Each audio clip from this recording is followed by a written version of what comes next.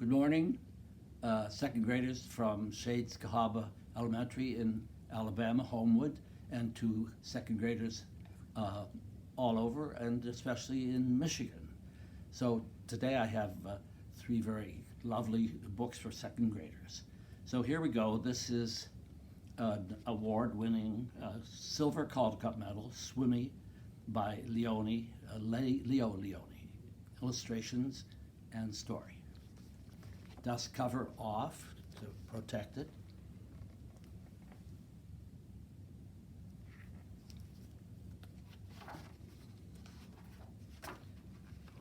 Beautiful double page title page.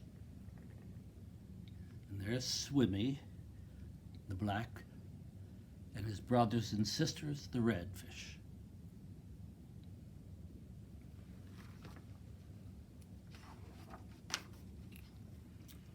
A happy school of little fish lived in a corner of the sea somewhere. They were all red. Only one of them was as black as a mussel shell. He swam faster than his brothers and sisters. His name was Swimmy.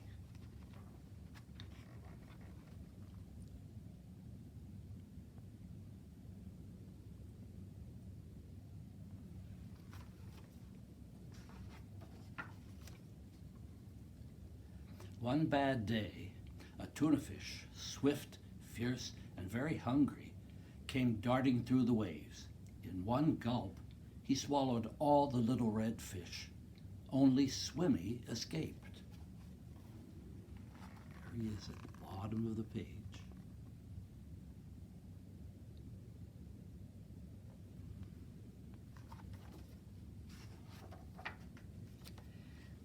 He swam away in the deep, wet world of the ocean. He was scared and lonely and very sad.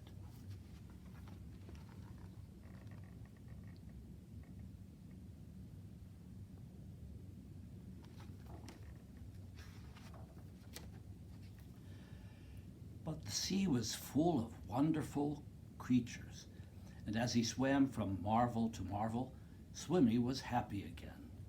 He saw a Medusa made of rainbow jelly.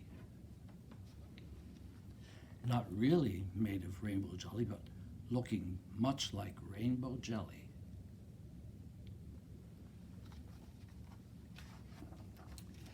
And he saw a lobster who walked about like a water moving machine.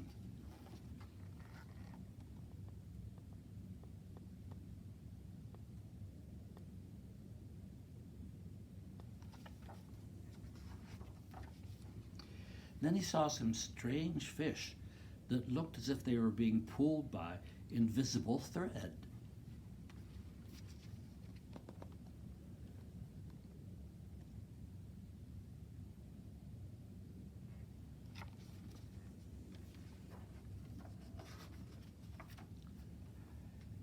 And he saw a forest of seaweeds growing from sugarcane rocks. Not really sugarcane rocks, but rocks that are colorful like sugarcane.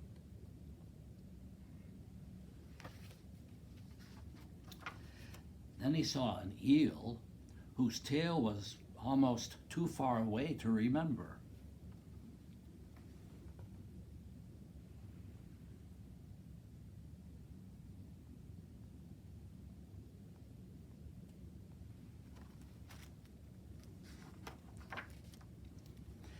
And he saw some sea anemones who looked like pink palm trees swaying in the wind.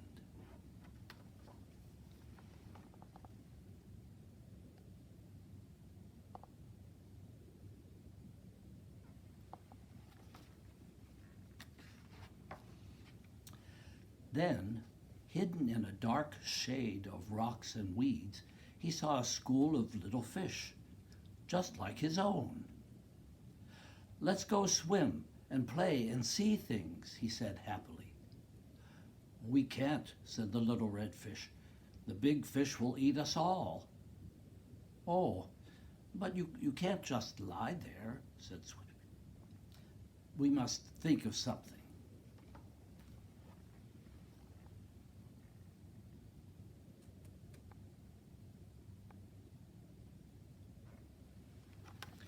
And Swimmy thought and thought and thought.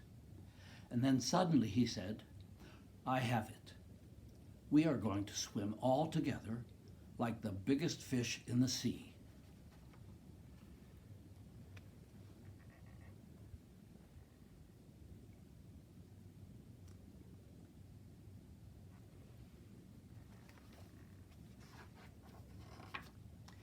He taught them to swim close together, each in his own place.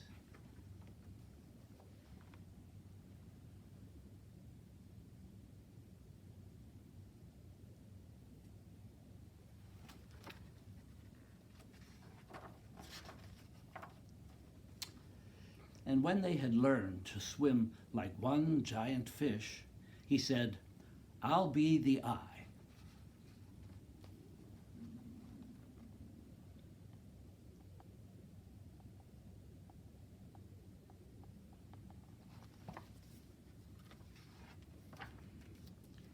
And so they swam in a cool morning water and in the midday sun, and they chased all the big fish away.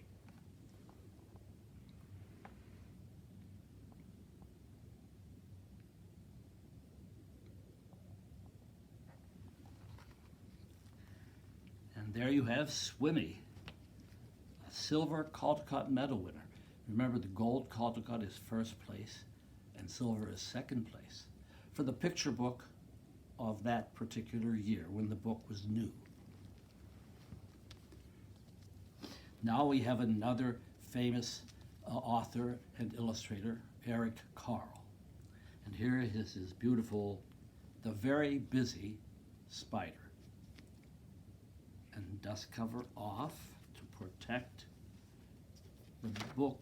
It protects the book, and I take it off to protect it.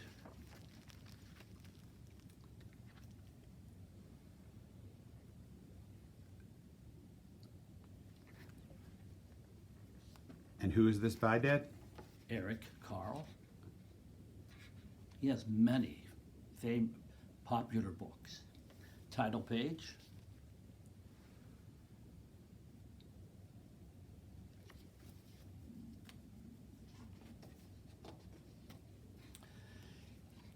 Early one morning, the wind blew a spider across the field. A thin, silky thread trailed from her body. The spider landed on a fence post near a farmyard, and she began to spin a web with her silky thread.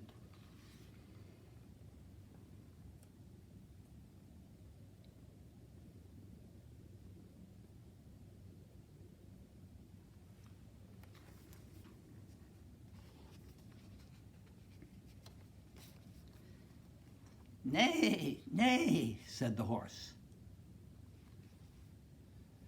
You want to go for a ride? Look, there's on every page with a new animal, there's another creature, so it's very small, so look for it. The spider didn't answer. She was very busy spinning her web. Moo, moo, said the cow. Want to go eat some grass?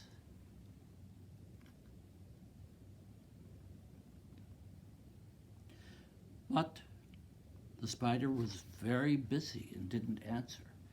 She was busy spinning her web. Baa, baa, baa, bleated the sheep. Want to run in the meadow?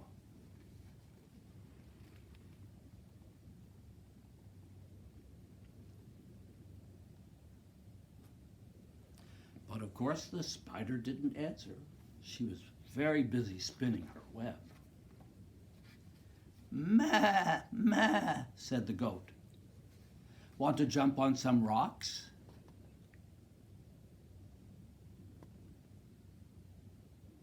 But of course the spider didn't answer. She was very busy spinning her web. Oink, oink, oink, grunted the pig. Want to roll in some mud?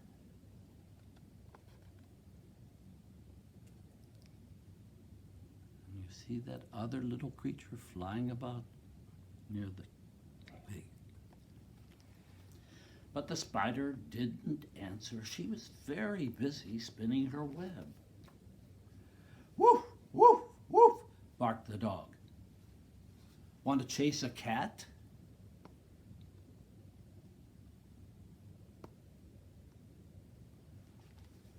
The spider didn't answer. She was very busy spinning her web. Meow, meow, said the cat. Want to take a nap?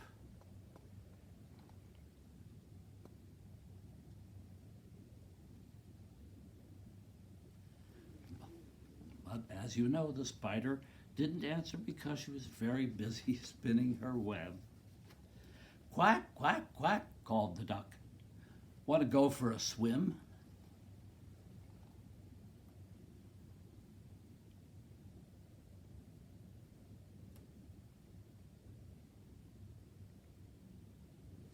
And the spider didn't answer. She was so busy, but she did finish her web.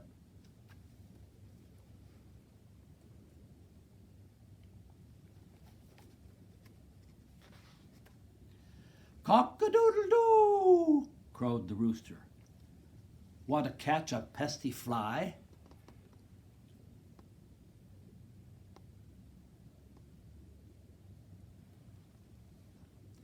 And the spider caught the fly in her web, just like that.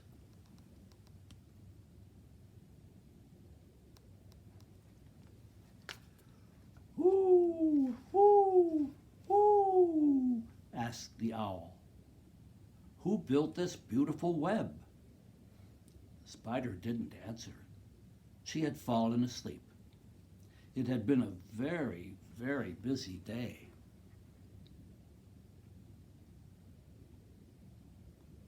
There she is up in this corner of the fence post.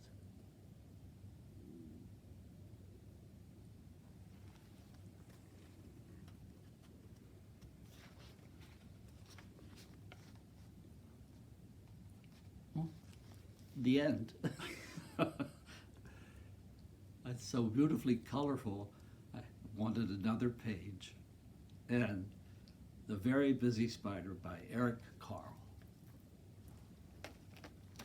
And now for a quickie, as a remembrance. Second graders at Shades Cahaba, this was the very first book I read to you in, when was that? Way back in October. The Perfect Pillow. A tiny little book. And who's it by? And it's written and illustrated by Greg Pugh. And Greg Pugh, I told the second graders at Shades Cahaba, was a third grade teacher in the same building up in Allen Park, Michigan, where I taught. I know him very well. Nighttime and story. One night, Colin could not sleep no matter how hard he tried. He tried lying on his back. He tried lying on his side. He tried lying upside down and even on his head.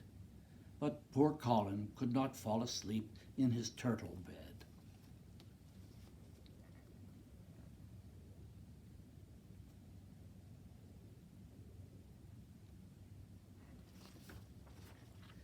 His mother heard the commotion and came to see what was wrong.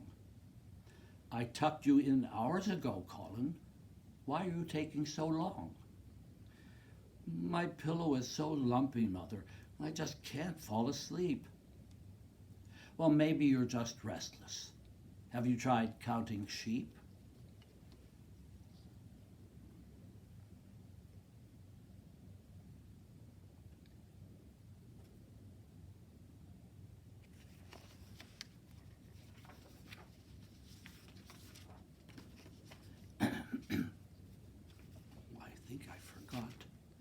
Forgot to read the page. So Colin climbed into his mother's car, and they drove off into town to see if the perfect pillow was anywhere to be found.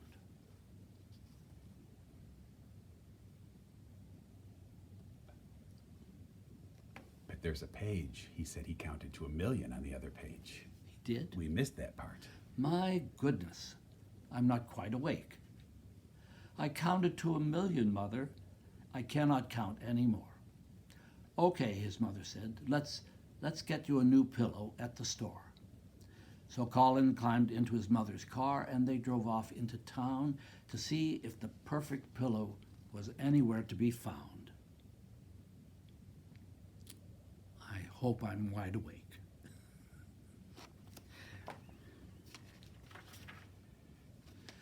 Welcome to Billow's Pillows, exclaimed the salesman at the door. We've got thousands of pillows stacked from the ceiling to the floor. So don't be shy, come on in.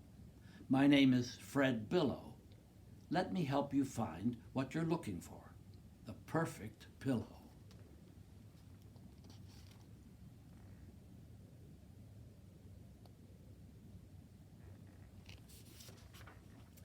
Colin took his mother's hand and followed Fred down the aisles. He had never seen so many pillows before. The rows went on for miles.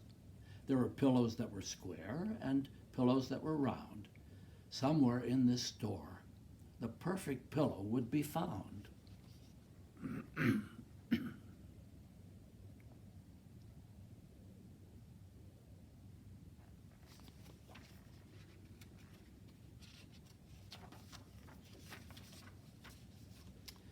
Colin picked up a square one. It was red with a big blue stripe. Then he chose a green one, but neither was his type.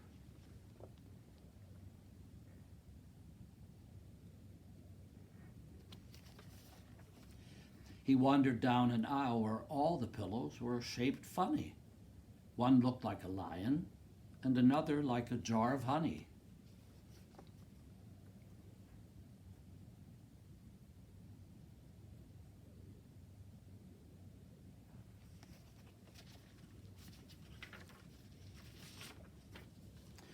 Some pillows were stuffed with cotton, others stuffed with feathers. Some were made of silk, and others made of leather. But none of them felt just right. They all felt like they were wrong. Poor Colin began to grow sad after searching so long. A little teardrop on his cheek.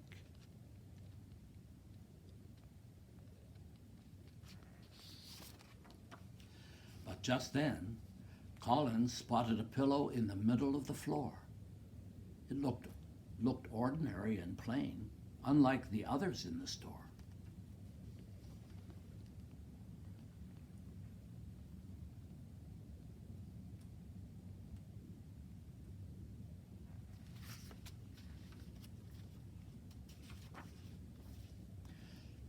Colin hugged the pillow, and this one wasn't like the rest. He had found the perfect pillow. The pillow was the best. Colin's mother bought the pillow, and they said goodbye to Fred. It was way past Colin's bedtime. He had to get to bed.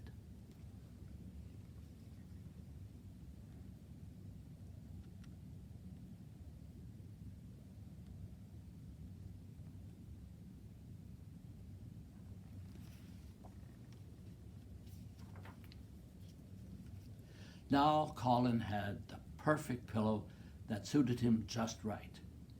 And ever since he found it, he has slept right through the night.